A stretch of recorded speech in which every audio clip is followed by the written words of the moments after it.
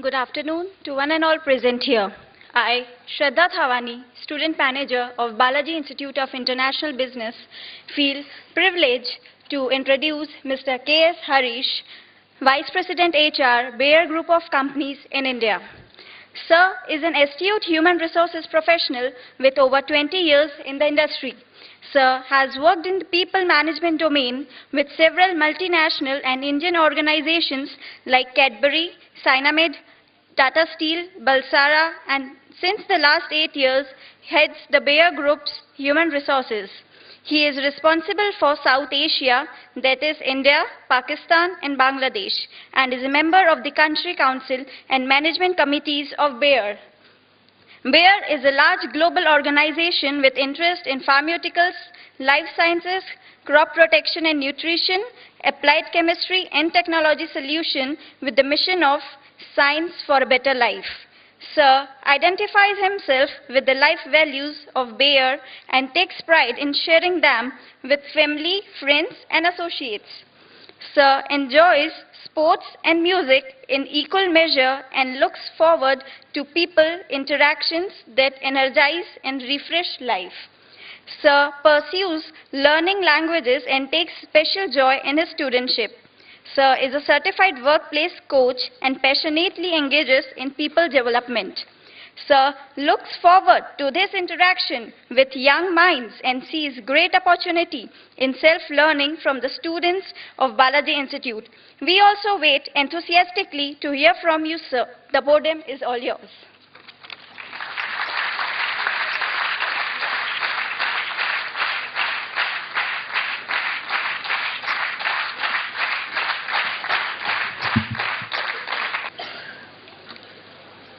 Looks like some of you have seen this film before. No? I didn't order for the popcorn, but I'm sure you will enjoy this even without the popcorn.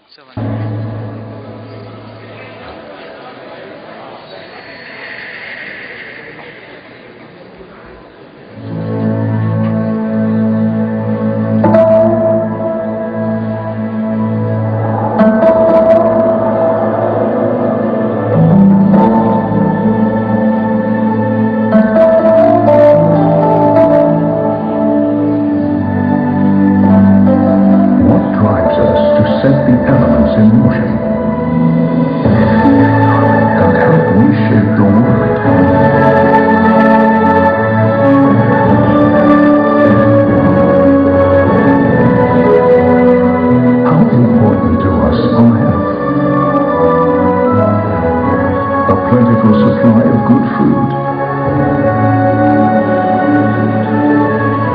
and protection in all situations. What ideas do we have for saving energy and protecting the climate? How can we preserve our valuable infrastructure?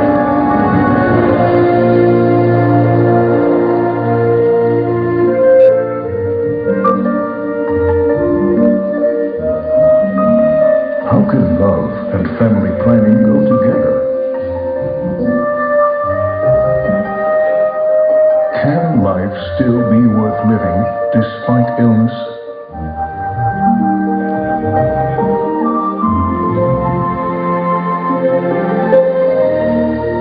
Even for people with multiple sclerosis,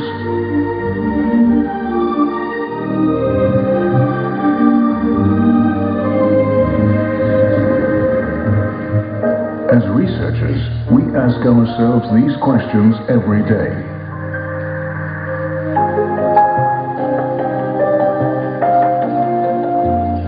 We look for answers in the world of molecules. We have discovered how to disrupt the blood supply to tumors and at the same time inhibit cell division. Our aim is to stop tumors from growing. So we now have an effective treatment for many types of cancer, and its development is continuing. Because every life is important to us, and we seek to preserve it.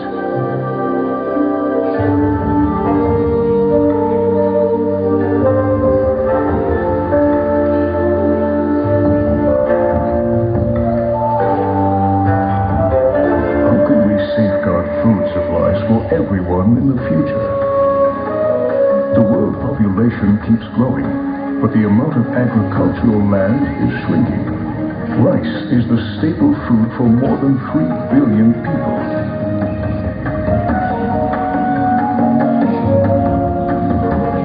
We are breeding new rice varieties that give particularly hardy and high-yielding plants.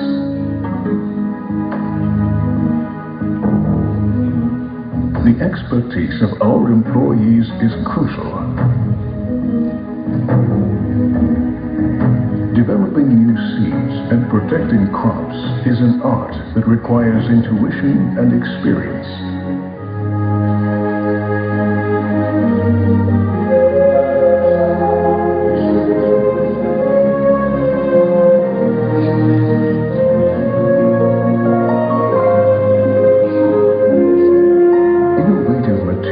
Improve our quality of life.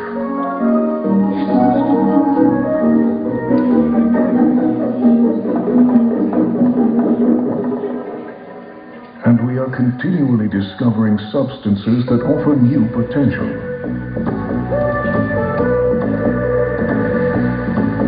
Nanotechnology gives materials amazing properties.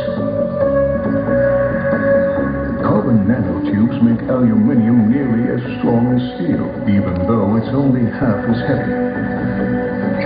Carbon nanotubes are the construction material of the future. It could make it possible to build far higher than today's maximum of 800 meters.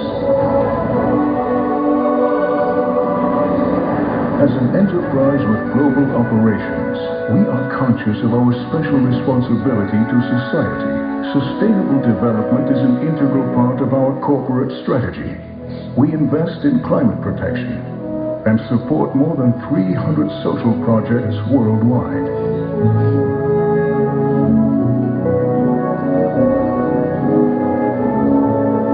Our work is dedicated to people, to saving lives, to making life easier and better, and to providing lifelong support.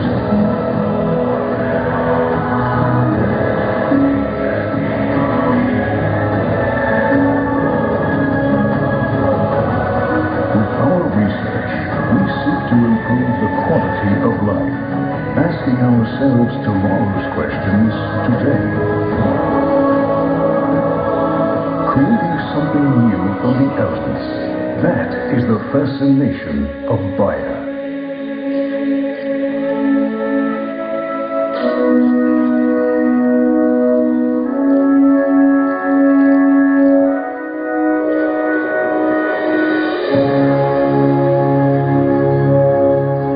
BIIB, science for a better life.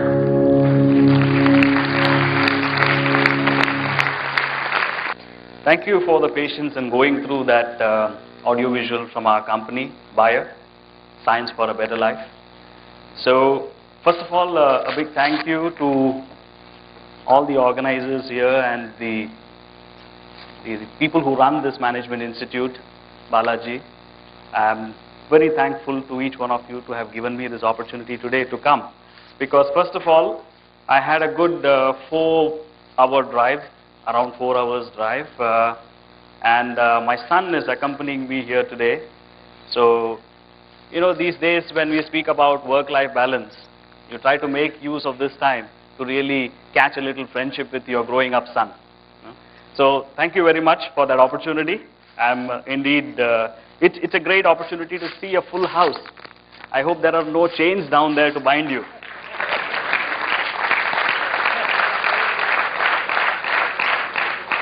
Thank you for being here and giving this little hearing to what I have to say.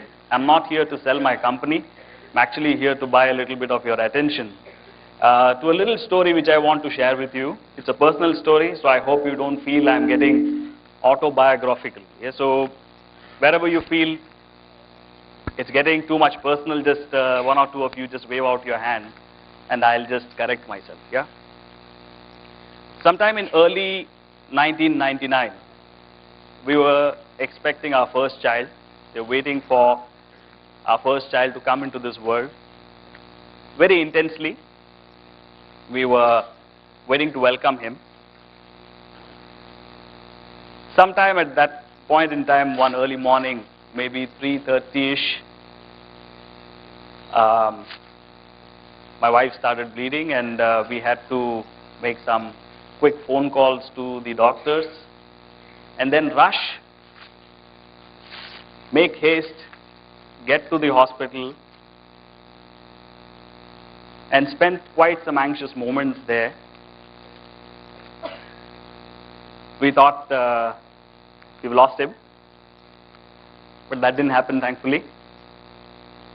My wife was advised complete bed rest for the next several months, so she could not walk, she could not, she had to be bedridden for the next several months. But nicely in the month of November came Shivansh, and it was a real pleasure then to welcome him into this world. So when I speak, thank you. So when I speak about Science for a Better Life, those few moments, those 20 minutes in the morning, that early morning, between 4 o'clock and 5 o'clock, where I actually looked for a taxi to try and get us from, some of you might know Bombay. I used to live in a place called Sion, to Malad. It took me about 20 odd minutes, but I had quite a few missed heartbeats at that time. I had no car. I had to wake up a sleeping taxi driver somehow and then get him to agree to take us that morning. But life means many other things. I'm sure each one of us have very different experiences, and each one of you can relate to what I'm saying. Each one of us has gone through a different experience around this type of, what I'm speaking about. Life, very precious. Science for a Better Life, as a company, as the colleague who introduced me spoke about, that I identify with the company's values. Very simple, LIFE, life. That's the values of Bayer. So while I speak of Bayer as many times I speak of myself, it's sometimes very easy for me because they are the same. It's easy for me to talk about myself at the same time speak about my company. So having said that, I just want to leave that with you for a moment, so that we'll come back after a few minutes to talk about why did I share that. Why have I come here today? Of course, I have accepted a very nice invitation to come and speak to you, but I also have some objective of having come here. Fresh minds always ignite. So I want to throw at you some statements or questions, and maybe we can have a little dialogue around it, so that it's a little more fuller, so that it's not that only I speak to you. I'll put up some statements and let's see, we will dialogue a little bit. Time is short, it's only an hour, so I'll try not to stretch it too much.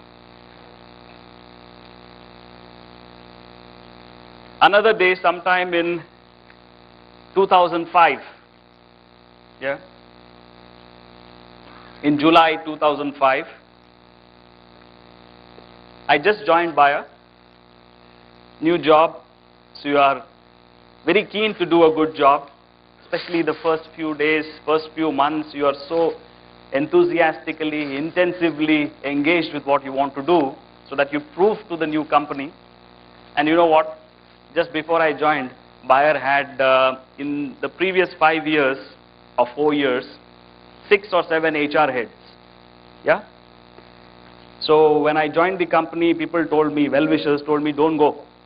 There is some jinx in there. It's not that good people were not working with Bayer. Somehow it is not working. And I know many of them, who had left at that point of time, they were wonderful human beings and great professionals. So something about the system didn't work for them, and they left. So I was told, be careful about this company, because it's not that, people are not good or something is not working here.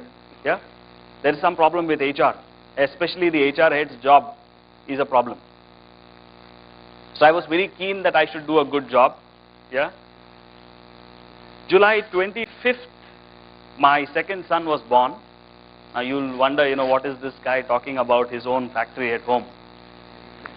That's not the case, but this is more about speaking about life and saying, okay, what does this mean? What does it mean to me? And that's what I wanted to share with you today. 26th of July, I went to office with a nice box of sweets to share with all my colleagues the happiness of the birth of Omkar, my second son. Roughly about 12:30, I must have reached the office, and it started pouring. Yeah, it started pouring. I mean, it was just terrible. Yeah, I got phone calls from all over saying, "Are you going to allow people to go home now? There's a cloud burst." And I was wondering, what? I mean, I just came from the hospital, and everything was fine. How can it be? Because in my office, I can't even. I mean, there is a window, all right, but you can't realize how much it's pouring outside. Yeah, so just may I draw your attention to saying this, that I could not make out from my office what's exactly happening outside. Yeah, it was pouring, and it was pouring like hell. So finally I called a few of the neighboring companies and understood that they are about to take a call to let their employees and staff go home. So we decided the same. I had a very enthusiastic colleague who used to watch all this satellite movement of clouds and all that, and then he came and told me, he showed me, saying, see, there's been a cloud burst, and we're going to receive some 1,000, I don't recollect now, it must be centimeters, yeah, millimeters might be too little, I don't know what. Yeah, so that's going to be a very big rainfall, allow people to go home. It took some convincing, and then I said, okay, go home. I probably left the office last, something like 4:30. In the meantime, most people had left. I got into my car, and then I said, it's pouring like hell, and I can't see the road. The water was, coming out of all these gutters like a fountain, going up at least 6 feet. I'd never seen anything like that. I've lived in Bombay all my life. And what is this that's happening? Somehow, we got the car under a bridge, Ghatkopar Bridge, if you know that. I reached there at about maybe 5:30 or something, so 1 hour from my office, which is normally a 10-minute drive. And then we were there. We were there for many, many hours. So my driver, Arumugam, and myself, sitting there and listening to the radio. After some time, how long can you listen to the radio? No telephone, my mobile phone was not working. My wife is in the hospital because the child is just born. I can't get there. I can't inform my family because there's no connectivity. Everybody is worried. But then I thought, why don't I, instead of tuning on the radio, let me tune on Arumugam. Yeah, let me talk to him a little bit. By that time, Arumugam had been my driver for about 7 or 8 years already. So I was trying to talk to Arumugam to find out, what does he do? Yeah. Actually, that's the first time I really spoke to Arumugam. Yeah. In the 7 or 8 years that we had been working together, I would only tell him, let's go, time to leave. These are the only 2 words that would come in the morning, let's go, in the evening, time to leave. Probably no other discussion ever happened. That day I asked Arumugam some things, and Arumugam told me, you know what, just like you, I like old Hindi songs. I said, Arumugam can't speak Hindi, he likes old Hindi songs. But, you know, what really caught my attention, he said, just like you, yeah. So he knows what to play when I get into the car, but he used that very nicely. He said, just like you, I like old Hindi songs. So this story to you was about Arumugam. I learned a lot from Arumugam that day. Yeah. But I thought today I'll share with you two incidences of my life. One, where really we were waiting. I'm not Shah Rukh Khan to say that, the entire universe conspires and makes things happen, something that you really want. Yeah? But I have experienced it. It's true. If you really want something very badly, it happens. And the second one is really about intimacy, friendship, integrity. But that day, Arumugam dropped me the next morning, because full night we were at that place. The next morning we found that we can't take the car out. We started walking at about 9 o'clock, reached home at 12:30. It's a strange thing that, there is a chhatri in your hand. You got a laptop as well. People were laughing on the road saying, there is no way to walk and this guy is walking with a laptop. He's more concerned about his laptop than his life. But laptop in hand, 12:30 the next afternoon, Arumugam dropped me home. Yeah? I realized that whether there is passion or all the other elements that I spoke of, he's a finisher. He didn't want to leave me midway. I offered him. At about 9 o'clock, I offered him, if you want, I'll sit in the car, you can go home. He refused. And the next afternoon, 12:30, he saw that I reached home, and only then did he leave. So finishing the job was very, very important for Arumugam. Yeah?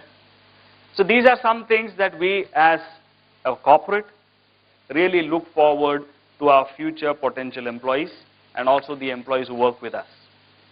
We look forward to leadership. L means leadership. Someone who takes the occasion in hand. I was his boss, but Arumugam didn't let me lead that day. He took the leadership. He was my boss. Yeah? Integrity. Leadership, integrity. Flexibility and efficiencies are some things we add from the corporate world, but on a personal side, I can add for the E also an emotional touch to say that love what you do, yeah, and really be passionate about the work that comes to your table. Yeah. So I shared something. I'll stop here so that I can move to one or two slides so that it doesn't become an autobiography. Yeah. But really, it's a very inspiring part of my life, which is why I wanted to share them with you. I have some slides, maybe one or two, to ask you for some thoughts. These are some things that we as BIIB, as a company, are really dealing with on real-time basis as part of our talent management and development programs. So I'll just put up these slides for you.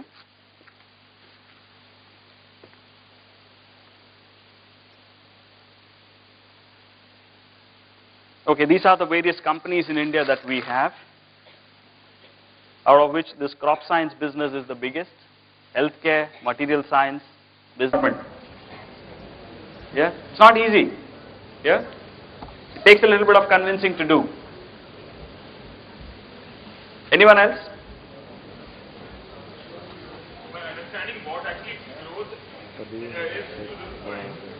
By understanding what exactly growth means to you, meaning having a dialogue and regularly, because what you need today might change tomorrow, right? So frequently knowing what you would like to do. Yeah. Yes, please. Yeah, empowering them and giving them freedom to work. Empowering them and giving them Freedom to work. freedom to work. What does that mean? What does freedom to work mean? So that they can have their own style while they are executing the job. Have their own styles while executing the job. How does a company then maintain a balance between freedom and processes? If we need processes, we are actually asking about the process-driven organizations, right? So that when people keep coming, they are able to fit into the process and culture of the company. So how do you balance freedom and process? So decision-making process. I get what you're saying. That I'm just trying to challenge you a little bit. Yes, please. Assessment of the candidate, of them. After the assessment. Back to appraisal. Right. That's another point, because his point was give them freedom to operate. What does freedom to operate mean?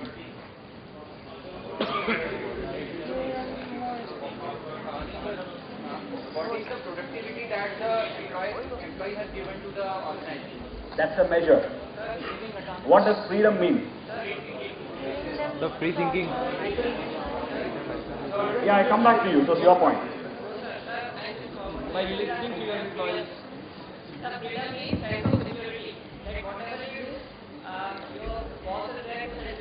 Excellent. So, sense of security not coming from the point that you have a secure job. It's not coming from there. But to say that there is someone who will coach you and is available with you, even if you make mistakes, it's okay. It's okay to make mistakes. If you don't try, it won't happen. Okay. I seem to have set a little bit of a B around you, so now I'll go to the next one. Actually, this is really a tough question for us to answer. This is something which we are asked as HR professionals, because organizations are growing continuously, employees are continuously asking for growth, there are fast promotion requirements. How to get there is not that easy for us. And from our side, we have some suggestions which I'll show you in one of the last slides that we have put together. A large multinational company has a lot of people who want to go out. Many times people join MNCs because of opportunities that MNCs provide across geographies. So we do send a lot of people outside. So some of them work in Germany, which is our headquarters, in Singapore, Hong Kong, many other markets. But the big question is, how do we integrate them when they come back? First of all, do people who go out, do they want to come back?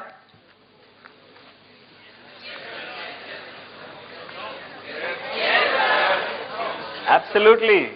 They want to come back. They want to come back because India is the place to be, isn't it? Yeah. Many of them don't want to come back. It's also true. Yeah. It's also true because once you go out and get used to a certain work style and lifestyle, there's a certain difference that you find when you come back home. But there's a whole lot of people who want to come back home, not just because they are homesick, but really because they find huge amount of opportunity back in India. Now the big question for large multinationals is not only how to export people. A few years ago, the idea was get people from India. Yeah, it's also true even today, but the counter is also true. How do you integrate them back into their country? So it's not only necessary for India, but also many other countries. How do you send an Australian back to Australia after he's been working in some other country for many years? So this is a question that we are asking ourselves. What's your answer?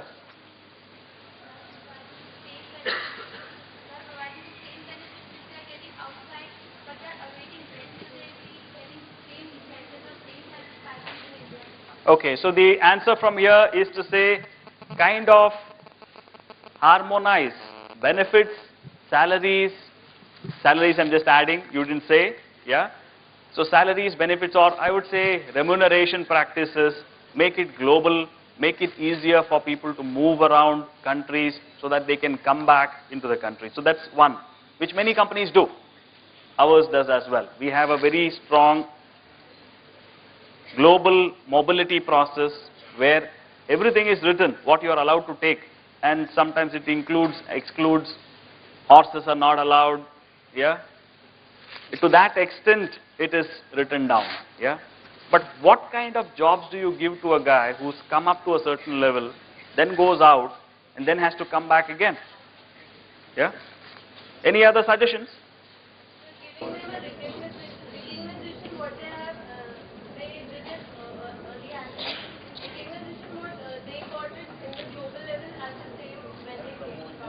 Right. Give them recognition, accessibility, visibility.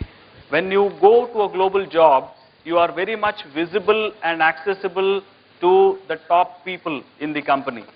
The same thing is not possible when you come back to India because you are thousands of kilometers away. Is it possible to implement what you say? I don't know. but it's still an answer. We can try. Yeah? One more. You got a chance in the previous one, so can I hear someone else? Yes, please. You got a chance as well. Yeah? Sorry to get you to sit down. Let me hear someone with a fresh perspective on this. Please. So we could make them a part of the company so that they could help in training other people to get there. We can use their experience that they have gained from abroad. Use them as mentors, coaches. This can be done long distance as well. Do you have an alumni association here? Are some of them working in countries abroad? Are some of them mentors to you? Then it can be done even from outside. Why? How do we get them back and integrate with the country back again? Please, yeah.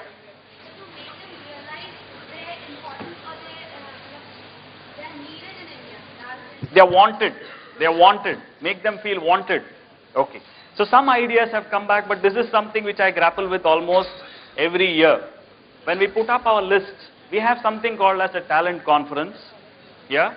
We have something called as a talent conference in which we discuss practically everybody in the company to discuss this person's strengths and weaknesses and to see how this person can actually grow up in the company.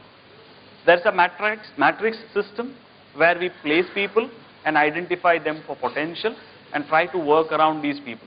And some of the ones that we really talk about are the ones who have been for more than 2 or 3 years outside, because we don't want them to continue for too long in that job there. Yeah? Great. Is this okay to talk like this? Yeah, because I know it breaks a little bit of the discipline. Yeah? Some of you probably might be eating something and it just shakes it up a little bit. Okay?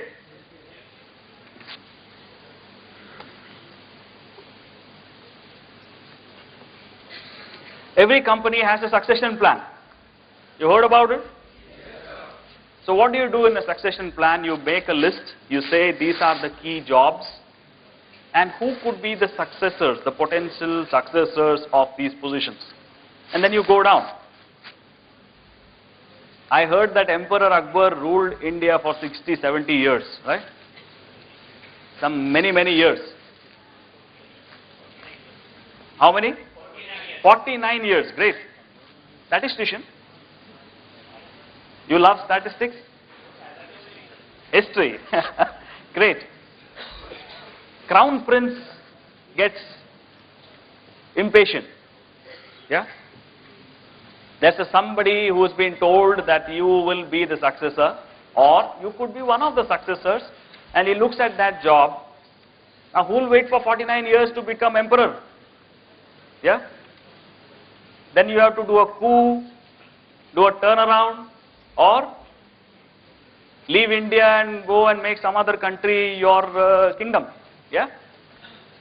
So there is an issue in terms of how quickly can we move things for people who are identified as successors, and how can we grow them quickly into roles so that we don't potentially have this kind of a conflict coming up. Yeah? So that's one of our thoughts. That is another of the issues which I raise with you.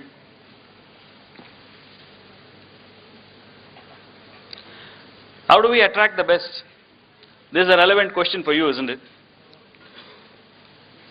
How do we get the best people to come and work for us? Is a question which we ask ourselves all the time. Some suggestions?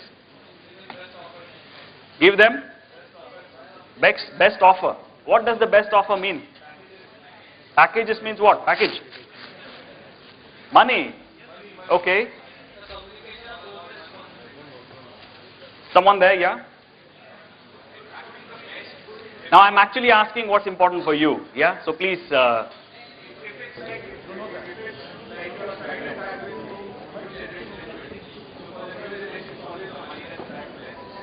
Okay. Okay, money, and then? Opportunity to work from home. Respectful? Value. Respect the values. I think that's absolutely important for both sides.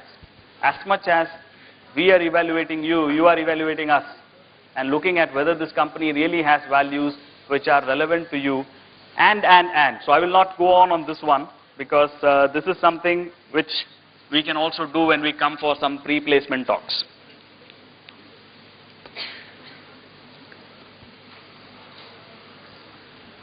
Learning. Our research says that, people value learning a lot, and therefore, when they join companies like ours, they really look for a learning agenda, a clear, distinct learning agenda. How are you going to continue your learning for the next years?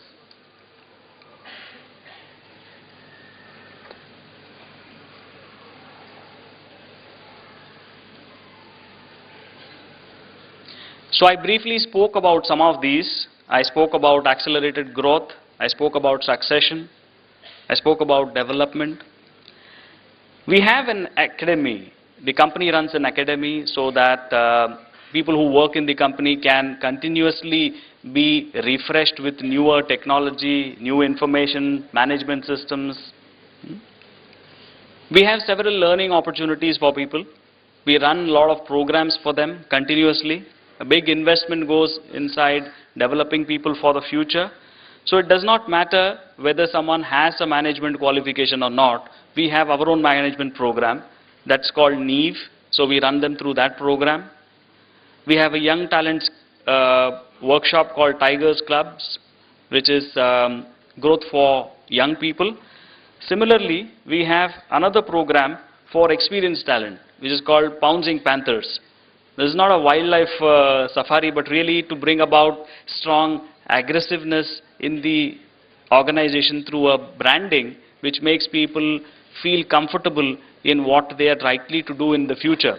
Somebody who is 40 plus, for example, has spent probably 15 or 20 years in the company, is a very valued asset, has another 20 years to go, but probably lacks some of the opportunity or did not have some of the opportunity that you and I have got when we've been studying.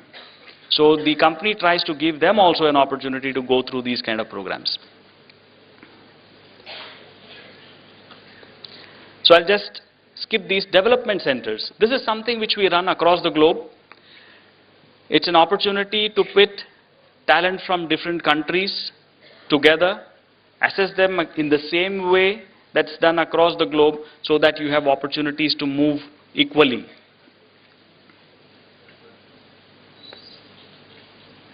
I already shared about this one. Dialogue. I think this is the key for everything. One of our friends from the corner there indicated that you should know what the people want, and this is what we encourage. We call it a development dialogue. This is done religiously every year.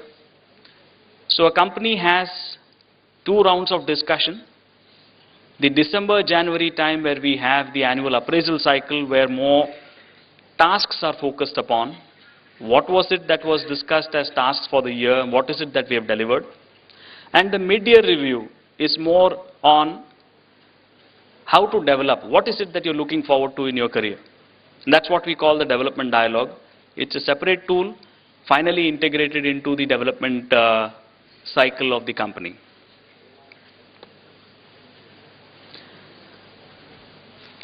We spoke about life. I started with life. I indicated to you that leadership,